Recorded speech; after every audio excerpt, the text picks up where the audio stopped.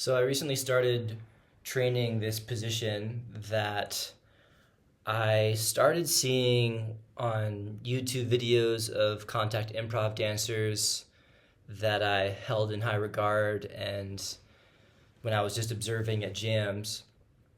In that position, I'm calling it a high crouch. I don't know if it's been referenced as something other before, but I'm naming it that for myself. And what it is just the pelvis on 2 feet, pelvis is high, and the torso is folded over. So ideally with the spine in a decompressed long position. And the head is, if possible, free to orient and navigate as is indicated in a given moment. And the reason I'm training this position is because I find it to be quite an affordance-rich position. And the comparison that's come to mind is, I know in martial arts they use the ready position often in different martial arts to describe a certain stance that's used as sort of the baseline, the neutral baseline from which one can act into offense or act into defense. So something that's affords readiness or is in service of readiness. And I would say this high crouch position is certainly not the ready position in contact improv by any means, but I would say that it's a ready position and it's worth having freedom in and access to. So that why I'm training it. It's an affordance rich position, and what I mean by that is when I think of affordance, I think of what's possible between self and world. What is the specific relationship between me and the world that makes something possible? So in the context of this stance, this high crouch, I think of it as this transition point, for one, between a standing position and the floor. So it's this midpoint from which I can move down to the ground, or I can move up into an upright position seamlessly, readily, for one. And I can shift my weight into my hands if I want to go into an arm balance.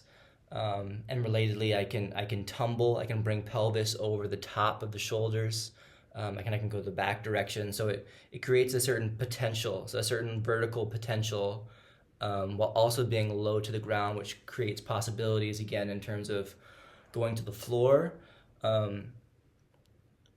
So there are affordances in terms of how I'm relating to the world, but then there are also affordances back the other direction in terms of how the world or perhaps other dancers are relating to me.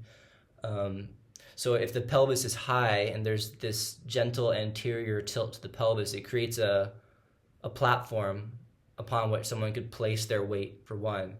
A similar thing with the shoulders. There are certain moments in certain positions where the shoulder set provides a platform that could take weight and possibly go up into a shoulder lift upright. So I sort of see it as it's this ready position. There's a stability to it which lends itself well to being able to take weight, and then there's a mobility to it, or it just creates possibilities in terms of movement. Yeah. What else? So when I'm training this high crouch position, some things that I'm often thinking about are just like playing around with all the different pathways, getting to the floor, getting upright. I'm thinking about freedom in the thoracic mass. I'm thinking about freedom in the head. I'm thinking about length decompressing through the spine. I'm thinking about control or possibility in terms of the tilt of the pelvis. And then playing in that position, playing in that position and developing that freedom, that access, that fluidity